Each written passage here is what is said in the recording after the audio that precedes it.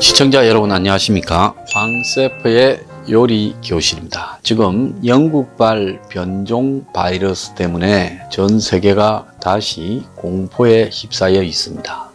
그래서 화이자 모더나 백신이 승인이 되고 접종이 전 세계에 백신을 빨리 확보한 나라에서 시작되고 있는 와중에 백신의 이 접종이 코로나를 종식시키지 않을까 희망적인 관측으로 주식도 오르고 다들 희망에 부풀어 있을 때 영국발 변종 바이러스가 매우 공포스럽게 다가오고 있습니다. 영국발 변종 바이러스가 도대체 뭔가에 대해서 오늘 이야기를 좀 해보겠는데요. 먼저 변종과 변이에 대해서 지금 우리가 용어 구분을 정확하게 좀 해야 될 것 같습니다. 변종이라는 것은 종 단위에서 낮은 단계의 새로운 형질을 가진 부분이 나타나는 겁니다. 인간도 변종으로 결국 인간이라는 형태가 생겼다. 그러니까 당시 네안데르탈인 같은 이런 여러 가지 유인원의 단계들이 좀 있었는데 그 중에 변종으로 호모 사피엔스라는 게 생겨서 다른 이 네안데르탈인 이런 것보다 크로마뇽인 이런 것보다 훨씬 뛰어난 능력을 보였다. 그래서 그것이 인간이라는 종류로 지배하게 되었다. 그래서 종보다는 낮지만은 그 밑에 아종이 있고 또 품종이 있는데 이런 것보다는 좀 높은 것을 변종이라고 의미를 합니다. 그러면 변이라는 것은 뭐냐? 완전히 형질에서 특성이 다르게 나타나는 부분을 변이라고 하는 겁니다. 그래서 종으로서 바뀌는 게 아니라 같은 종류인데 특성이 다르게 나타나는 것.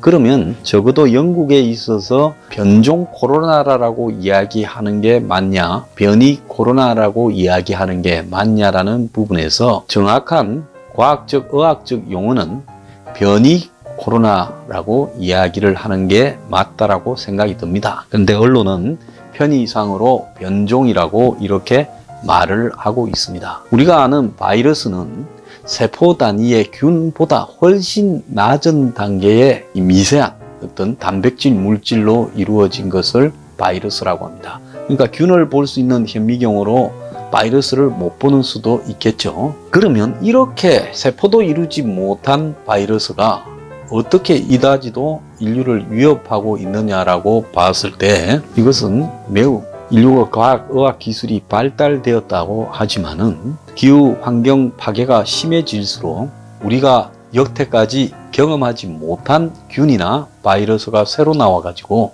인류를 위협할 수 있다는 겁니다. 예를 들자면 남극의 빙하에서 옛날 물개나 북극곰 또 술록 이런 것이 몇천 년 전에 얼었던 게 나오게 됩니다. 빙하에 갇혀 있다가 빙하가 사라지면서요. 그런데 그 빙하 안에 수천 년 갇혀 있던 술록의 사체에서 새로운 탄저균이 나와가지고 실제로 이 북극의 많은 술록들을 죽이고 사람까지도 죽인 예가 있습니다.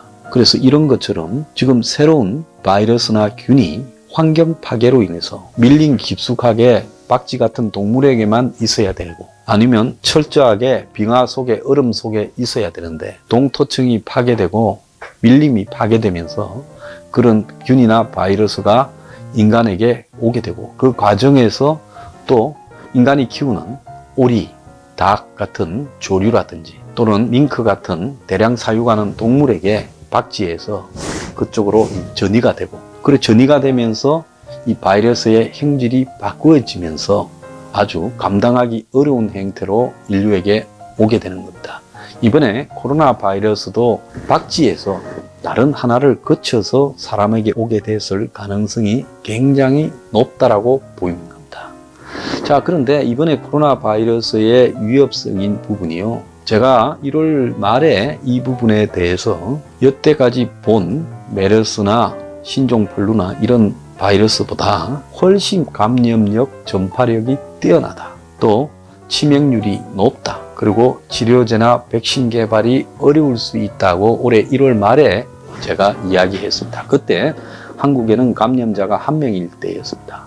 자, 그런데 코로나균이 단지 우한폐렴이라고 폐에만 작용하는 게 아니라 이게 정말로 위험한 부분이 뭔가 하면요. 심장에 치명타를 입히고 콩팥, 신장에 또 치명타를 입히고 피의 응고에도 치명적인 부분을 가져올 수 있다는 겁니다. 또 더 나아가서 신경계에도 영향을 미치고 뇌에도 영향을 미친다고 나오고 인간의 면역 체계에 과민한 반응을 유도한다고도 나옵니다.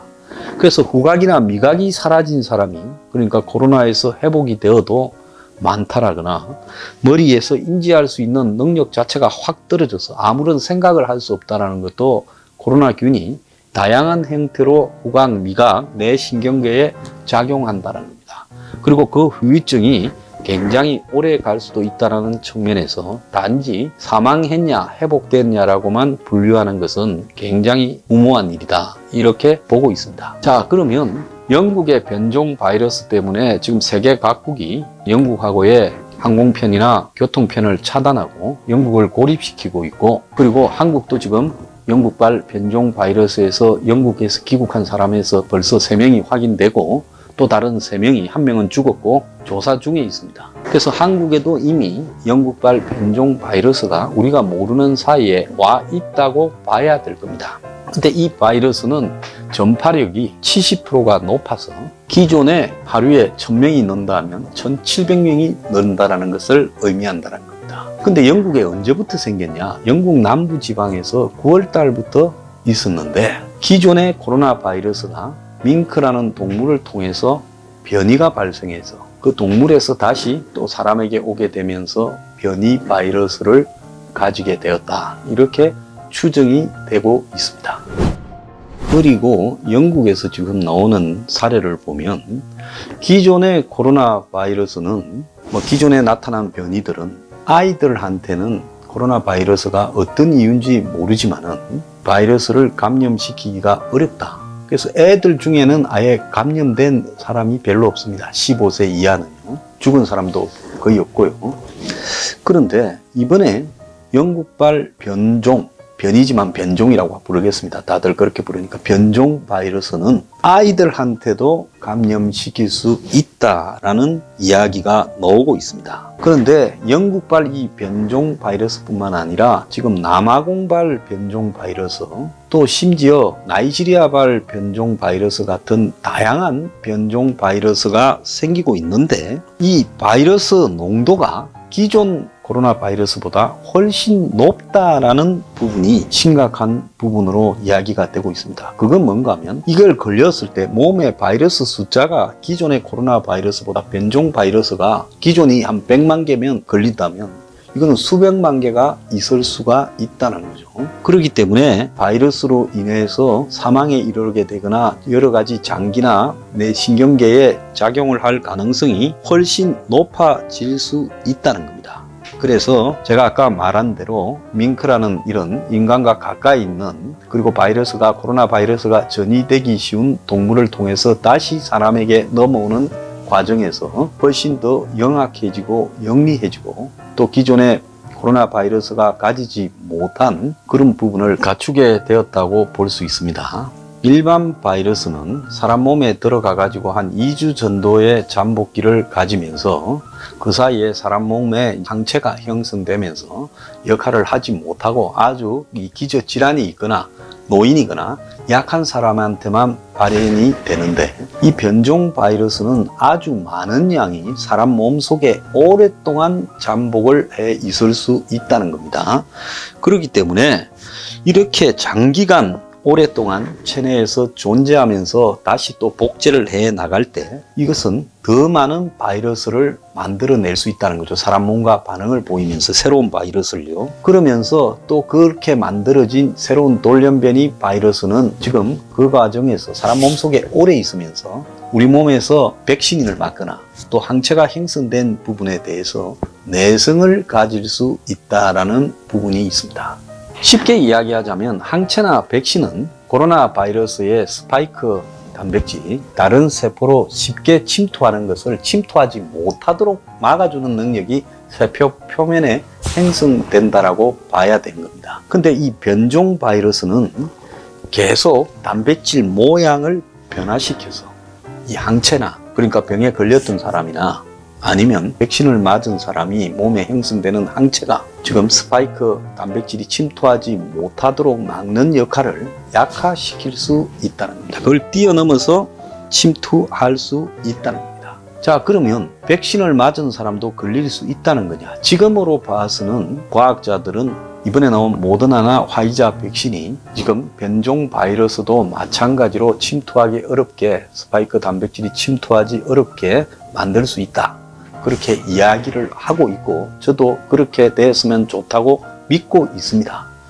그렇지만은 이 사실에 있어서 진실이 무엇인가에 대해서는 광범위하게 이 변종 바이러스가 퍼지고, 그리고 이 백신을 맞은 사람이 거기에 어떻게 반응을 하는가 하는 부분을 확인하기 전에는 누구도 장담을 할 수 없다는 겁니다.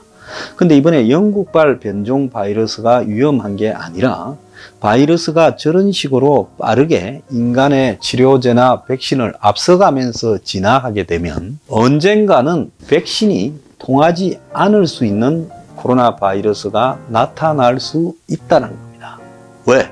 지금 이번에 백신을 개발하는 과정이 평소에 백신을 개발할 때 걸리는 10년이나 5년의 시간보다 훨씬 단축시켜서 10분의 1도 안 되는 시간에 긴급하게 만들어낸 겁니다. 그러니까 이 바이러스의 다양한 변종에 대한 테스트를 하지 못한 채 코로나의 일반 바이러스에 대한 수준으로 백신을 개발을 신속하게 실험을 통해서 해낸 거예요. 3상 실험까지요. 그런데 이 부분이 바이러스의 변이 양상이 지극히 빨라지면 언젠가는 백신을 맞은 사람이 몸에 세포의 항체를 형성해서 변종 바이러스가 파고들지 못하도록 막고 있는 능력이 약화되게 만드는 그런 단백질 침투 능력을 가져가지고 그 항체가 형성이 되어도 뚫고 들어오는 부분이 생길 수 있다는 겁니다.